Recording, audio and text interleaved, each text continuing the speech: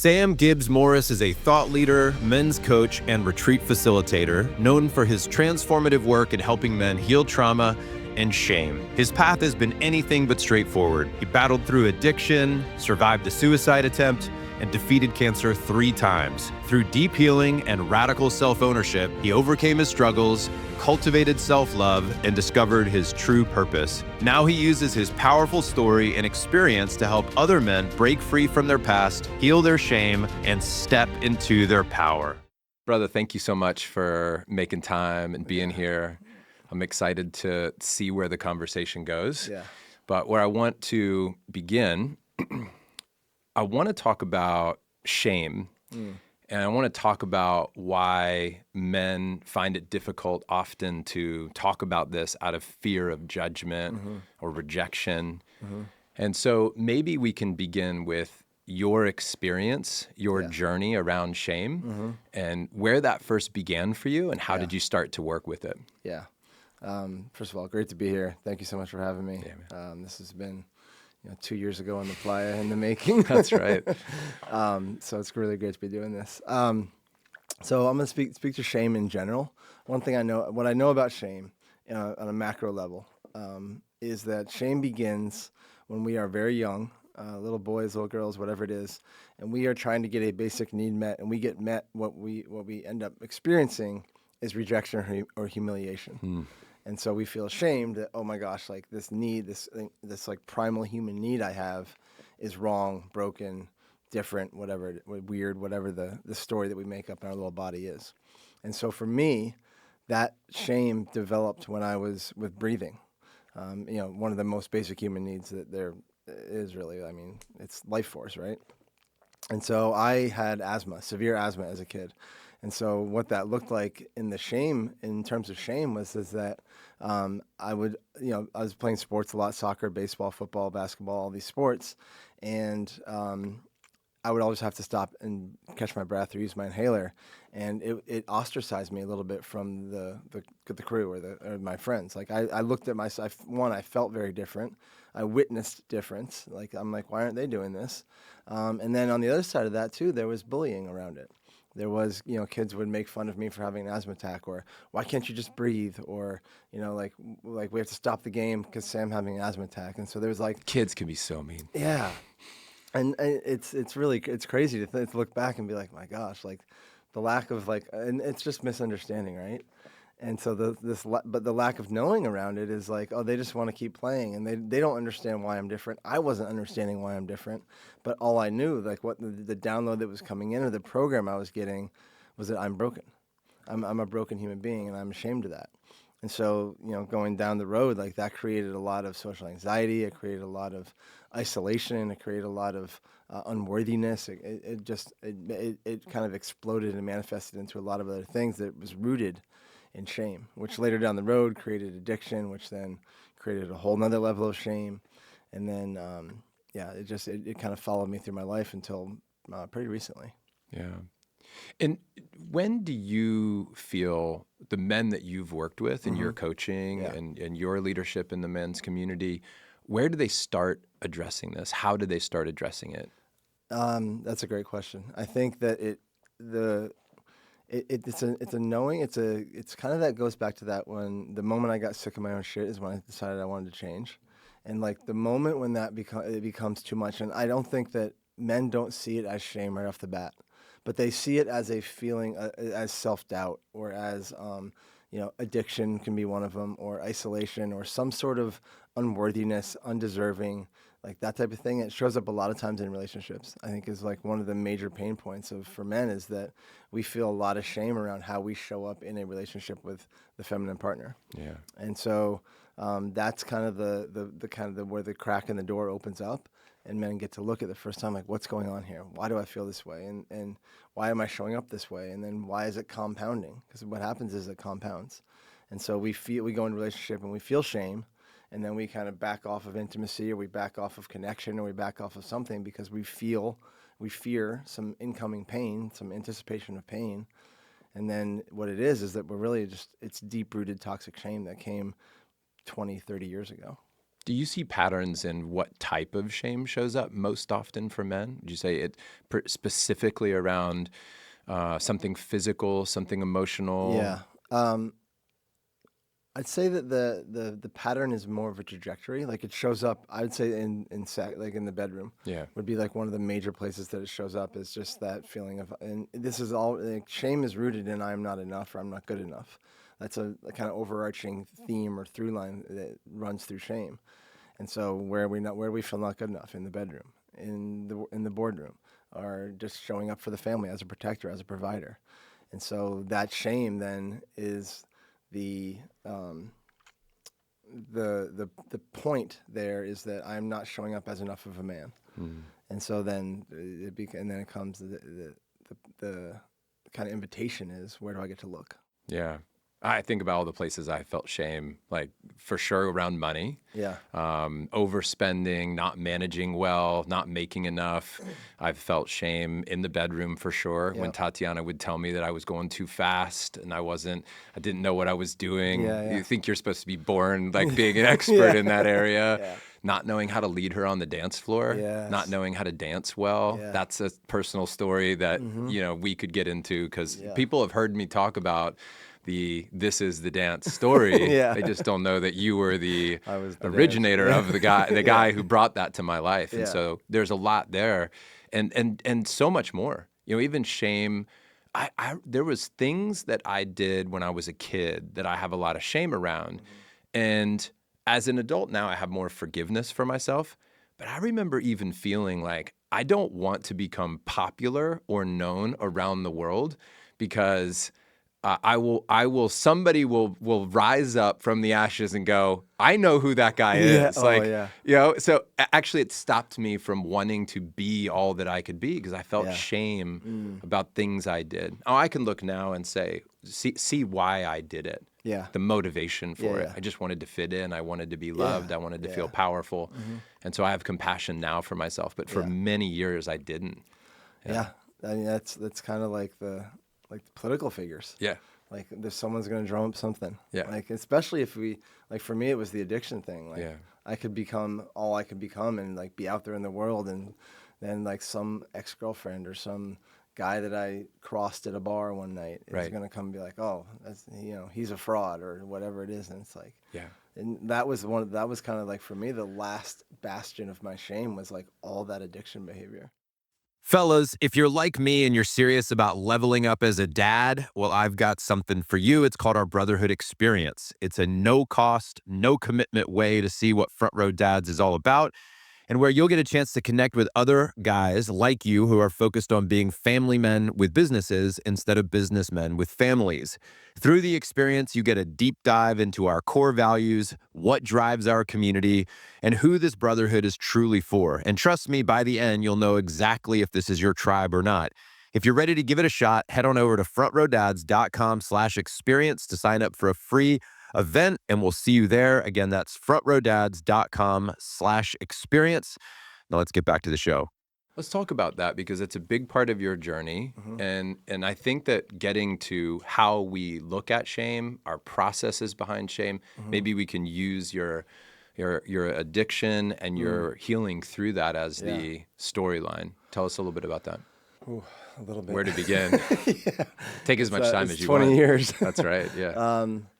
That was really to cover up shame. Like that's how it all started. So I'll go back a little further. So when I was feeling so shameful and so different and so broken and so just, I'd shied away from all kind of social settings. Like I wouldn't go to parties. I would tell my mom I feel sick to avoid going to birthday parties. I would stop playing team sports. And so what happened was I found tennis, and tennis became my savior. Like I always say, tennis was my first love.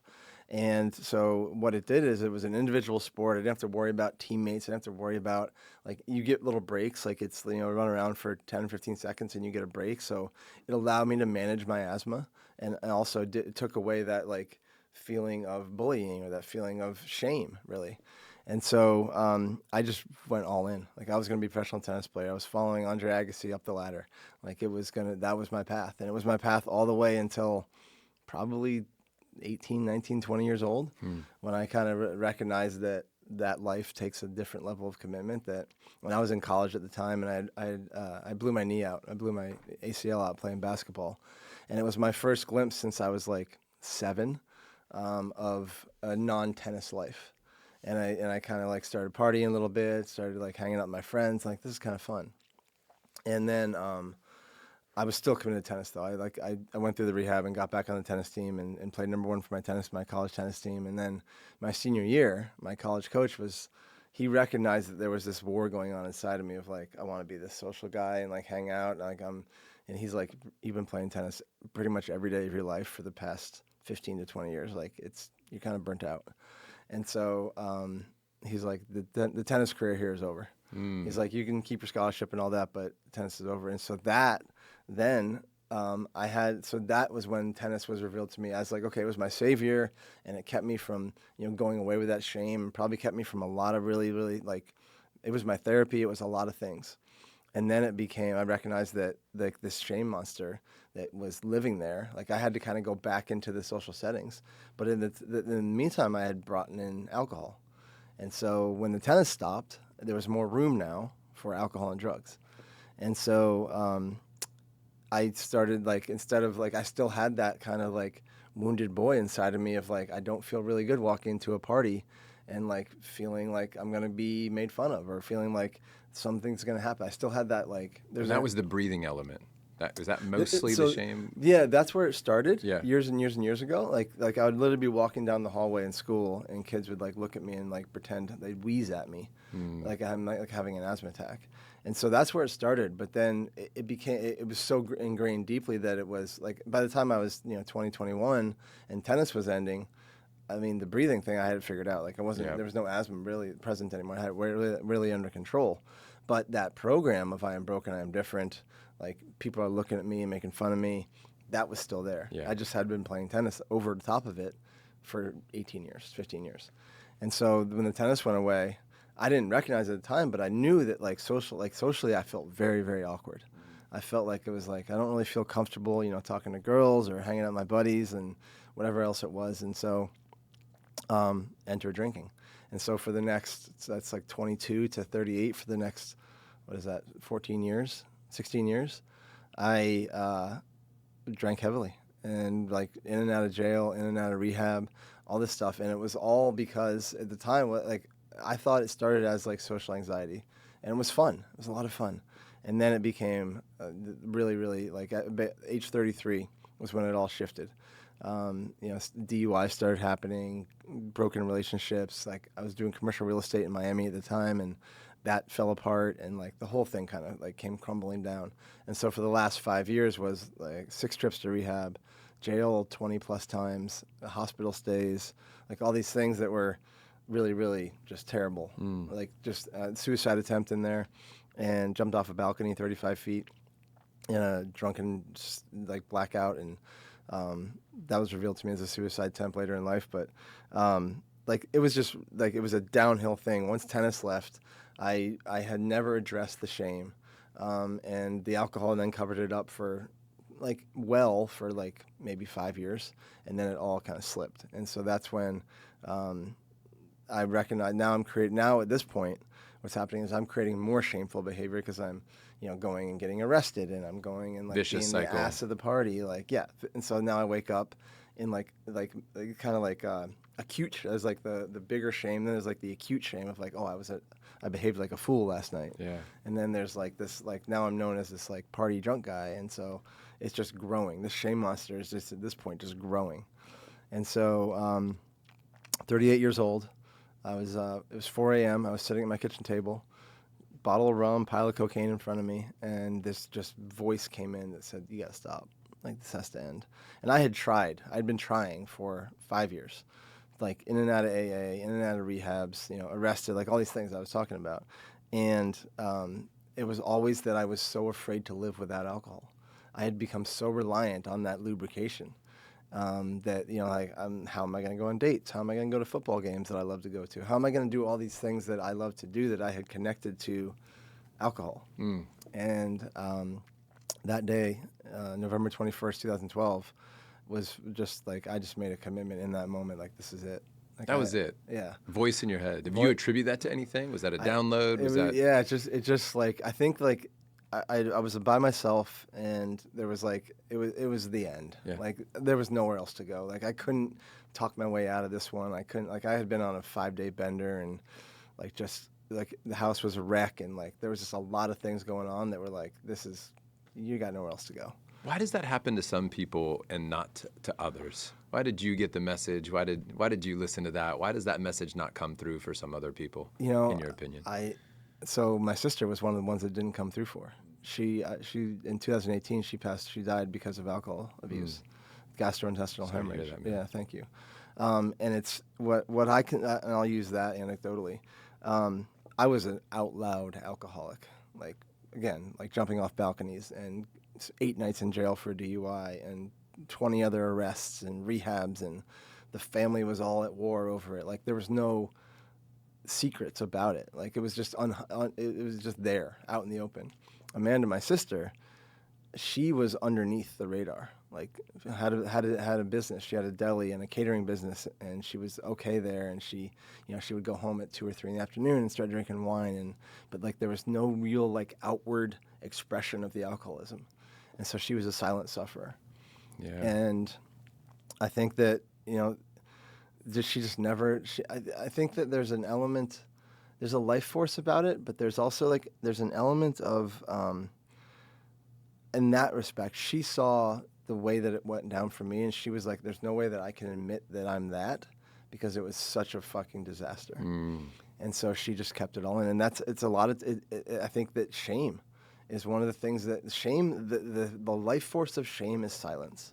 Yeah. And so she was so ashamed of who she was, the fact that she had gone down, like my family had seen how bad I was, and I was sober by the time that it got her, and so she had seen how bad I was, and she was so ashamed that she might be that too, and so she just kept silent. And I think a lot of alcoholics like that, either they're functioning at a level that it's not really messing up their life, or they are so deeply ashamed of who they are in that place that they just would rather not admit it. So the life force of shame is silence. Yeah. Yeah, it's powerful. Talk to me about the way through this then. How does one overcome shame and find healing? It's looking at it. Like I remember there was a couple of years ago, and I was in this like vicious shame spiral in a relationship, and I talked to Preston about it, and I was like, bro, I every time I'm around her, I just feel this like, I'm just like, I cower, I turn into this different person, I don't stand up, I emasculate myself, like and he's like, and I was like, what, how? He's like, stand taller in it. Like just look it in the face and just say, I am here and I'm in it, and I'm gonna sit with it and look at all the ways that it shows up. So one of the blessings of my journey through Alcoholics Anonymous, which I did for 6 years when I first stopped drinking, was that I did not really resonate with the other men or the other people in the room. So a lot of people in Alcoholics Anonymous, they come from alcoholic homes. There's a lot of verbal, physical, sexual abuse. They all have these, like, it's a common through line of like this experience of 0 to 15 years old of pretty chaotic external environments. And I'm sitting there in this room of Alcoholics Anonymous, like my alcoholic experience is one of the worst in the rooms. Like my stories around alcoholism are like really, really terrible, a lot of destruction. But I'm also sitting there and like, why am I here? Like, how did this happen to me when I, by all accounts, thought I had this amazing childhood? We'd go on trips, like the household was full of love, there was birthday parties, like there was no real things going on that would say you should be an alcoholic. Right. And so I was forced to look deeper at like what my childhood was. And that's when I uncovered my experience with the asthma, the severe food allergies. Another thing is that I have esophageal spasms. So that means that food it's corrected itself now, but when I'd swallow food, it would, like, my esophagus would essentially clench up and spasm out, and so the food would get stuck, and I would choke and Heimlich maneuver. So I had although my external experience, my external environment was loving and great, I was having an internal experience of massive fear, pretty much like kind of like some near-death experiences, all along the way, with like choking, with severe asthma attacks, where I'd end up in the hospital. And so I had this different experience where it forced me to look at how that manifested in my life in terms of shame, feeling broken, the social anxiety, the depression, the fear that I lived with. So it was a blessing for me because I got to look underneath, like kind of like what I didn't know about what I knew. And so what happened at that point was, once the shame got revealed to me, for me, it started to manifest in a lot of physical things. I got cancer 3 times, which cancer is an expression of shame. What I know about it, the connection between the emotional and the physical body. The physical body is a symptom carrier for dis-ease or energetic distortions in the emotional, spiritual, mental bodies. And so my physical body would start to purge these things. And so I didn't know it at the time, but in 2009 and 2011, I got cancer in my mouth. And in that time was like pretty much peak addiction. And so just in the midst of shame, like immersed in it. And then 2 years ago, the cancer came back. And this time it was very clear that it was not a physical thing. I didn't have any physical symptoms except a cancer in my mouth. And I just quickly was like, what is the emotional ties here? And so the way through shame is to tell the stories in safe places, for one. So find men's groups. If you're a woman, find women's groups. Find a coach, find a partner, someone where you feel so safe with that you can tell not even just tell the story, tell the deepest way the experience affected you.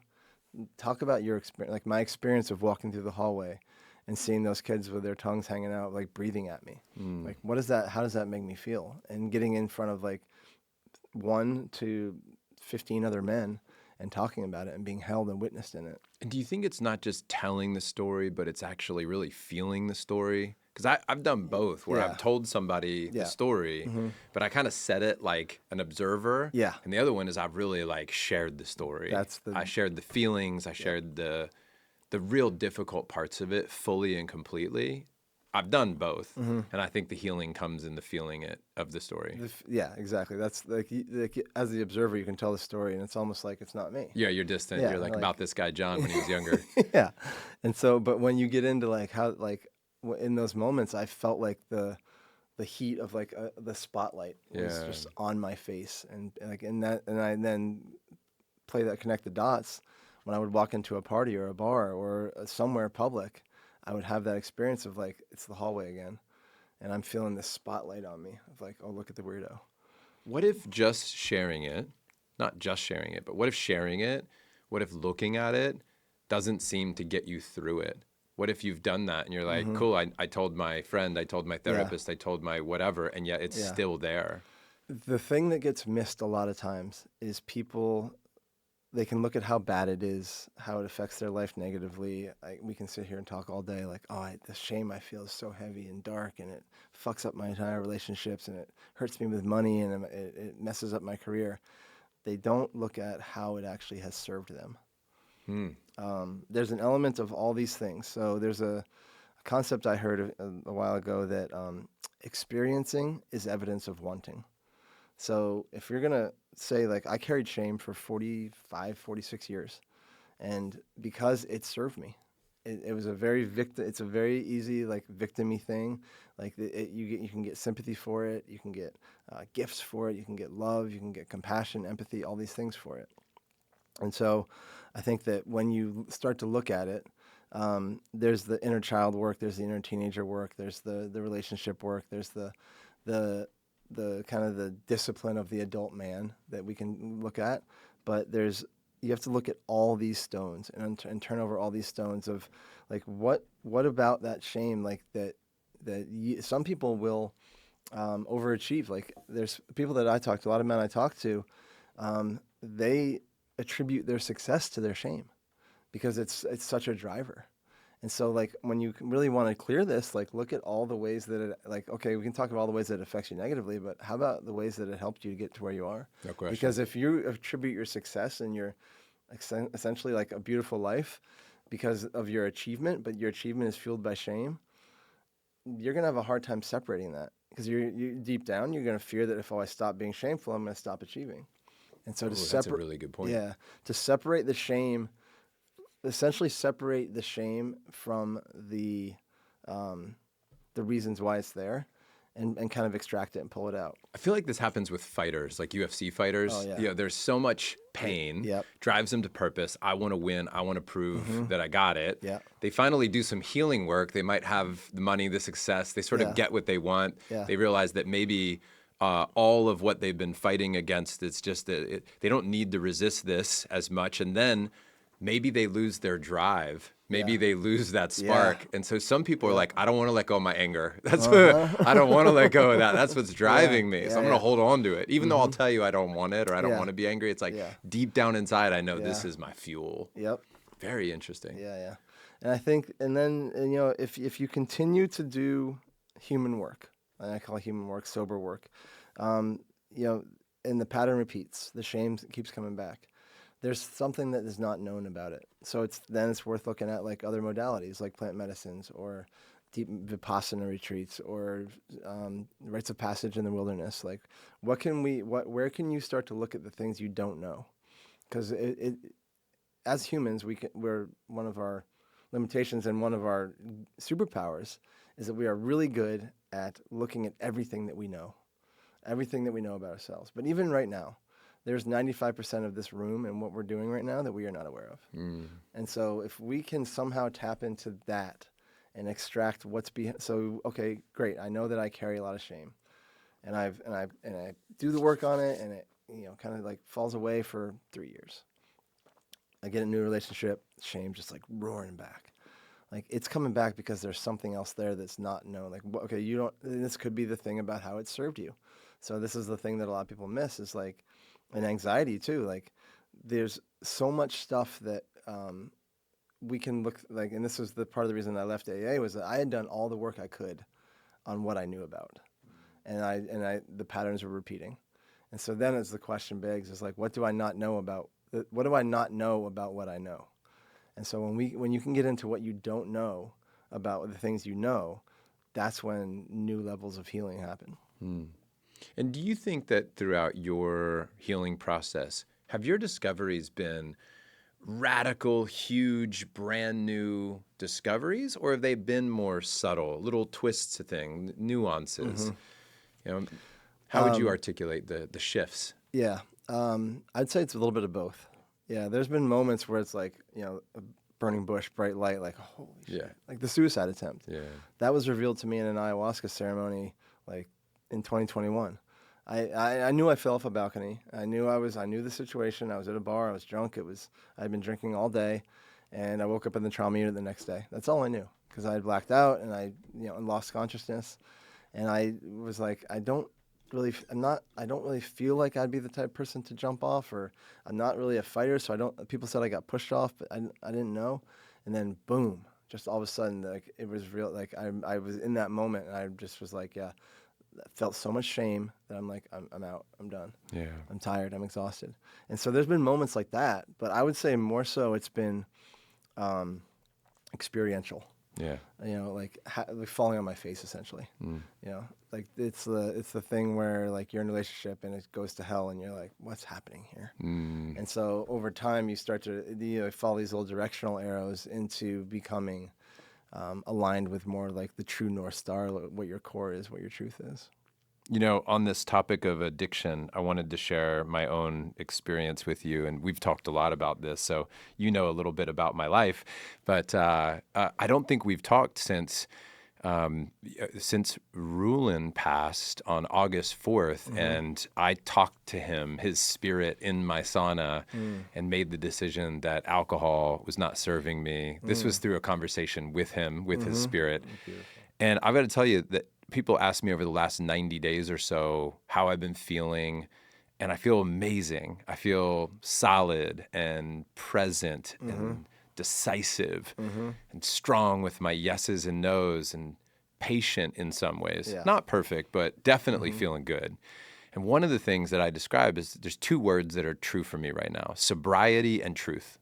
Sobriety and truth.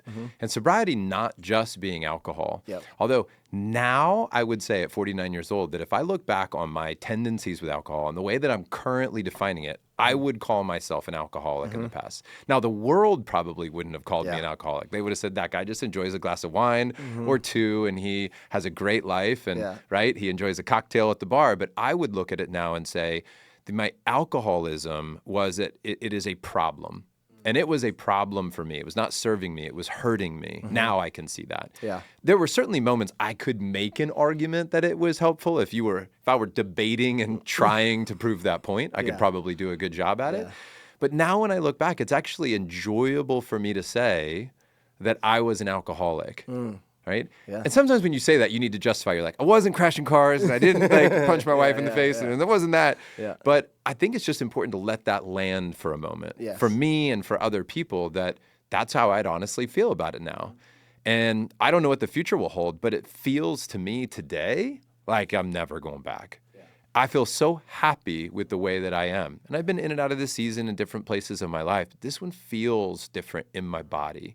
So sobriety, not leaning on Netflix to distract myself, not just calling people randomly, because I can't sit with my own thoughts. I'm going to call somebody else and hear their thoughts. There's so many ways that I have been intoxicated by the world.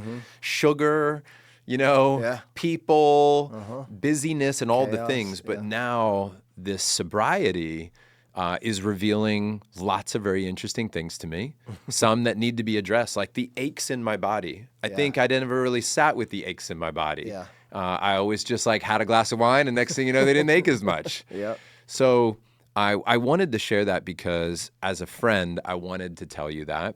But I also wanted to just give a moment before I ask this big question, which is there anything else about shame and addiction that you would want to share that I didn't ask you about, that you think is a critical element or a story or a process that you've learned in your time that we want to let these men know about? About shame, I think that it's inescapable. Like all men have, it's just like, it's not like anger, but as humans and as men, really, we carry this primal anger, and it's important for us to get the ability to contain it and to hold it. With our shame, it is so important that we understand that we are not escaping it. It is going to get us. We all carry it. We as men, and this is not like poor us, but we've been tasked with being the initiators, the leaders, the go-getters of the world, right? And so that sets us up. And this is why the inner teenager in men is so important, is because that's the first time when it's like, go ask her to the dance. Go be the first one to kiss. Like, lead the way in these little ways that put us in the place for so much rejection right off the bat. And with rejection comes shame. And so as men, I think it's important to understand that shame, pain, rejection, it is not like something that we are supposed to get rid of or exile. It's something that we have to learn to hold. So the more that we can learn to hold the version of us that carries the shame, the less the shame will run our life. Because shame is there's no healing that is about exiling a part of us. And shame falls into that. And so the more that we can increase our own capacity, our own relationship to our experience with shame, the less shame will take over our life. And last piece of this would be what you've seen in fathers. Yeah. Right? Any experience you've had with any father, stories you've heard, men that you're connected to, and you're connected to some great dads, And so what have you seen in men who have addressed their shame, and then how they talk to their kids? How do they hold space for their 10-year-old or their 15-year-old at home? That's a great question. It's allowing. Like, they understand. Like, they carry the energy of space and capacity. And an understanding that they allow the experience of the kid, I think, is the biggest part. Like, they're not trying to, their shame doesn't take their pain, and their shame doesn't run their show. So they're not trying to drive their son's car. They're letting the son drive the car, or letting the kid drive the car. So that, but also with the knowing that, they've got them. There's an element of calmness and empathy and compassion that really, really provides an experience. And the best thing I can say is allowing. It allows the kid to have the experience that they're going to have with the energy of it's going to be okay. Yeah. You're going to make it. I was in a Wachuma ceremony on Sunday, and I was sitting by myself by a lake, and I had this this thought about how I wanted my boys to experience the Vroman household, the Vroman life, and I saw safety was one, so that primarily safety. And then number 2 was stars. I gave them labels, and I was like, stars were like dreams, like looking outward is like this sense of awe. Yeah. So I feel safe. I also have a vision. I have this sense of awe. Yeah. The third one was spirit, that which I can't see, but I can feel pulled to, right? Whatever that is, however somebody feels about spirit. In our house, just universal life force energy, studying the world's religions and pulling the beauty of the spirit from all those religions. And then maybe even stories, like the stories that we tell, like the opening up, the sharing of information with each other. And I thought that's what that framework. And then I saw like a river of like S's, these 4 S's. And I thought of you because then I saw a tattoo and I'm like, maybe I get it here on the neck, you know? And Sam and I will have something in common. Yeah. But these 4 S's, safety, stars, spirit, and stories is what showed up for me. I'm kind of playing with that. But it touches on what you're referring to. And like the safety element is one that I never gave a lot of credit to as a father of like what that means. Because I always felt that I needed to have the framework and the strategy and like, this is how you do life. Yeah. But a lot of it is just giving them the safety to experience life and talk to me about it. Yeah. I love that. I think that's a beautiful like 4S tattoo. Yeah. The river that goes down my chest. Yes. It's fucking amazing. I feel like there's a safety that can easily, I think, and I'm not a father yet, I will be next year, but there's a safety and it comes like this idea of protection, right? But there's also a safety that is, I'm not going to say skill-based, but nervous system-based, where they feel safe enough to go tell stories, to go shoot for the stars, to trust spirit. Like there's a different level of safety when it's like not like a buffer, where it is like an ability to experience, a jumping off point. So I think that's beautiful, what you landed on there. Thanks, man. Yeah. Yeah. I felt good about it. One thing about, you said shame and addiction. One thing I would say about addiction is it's another thing that it's the slipperyest slope out there.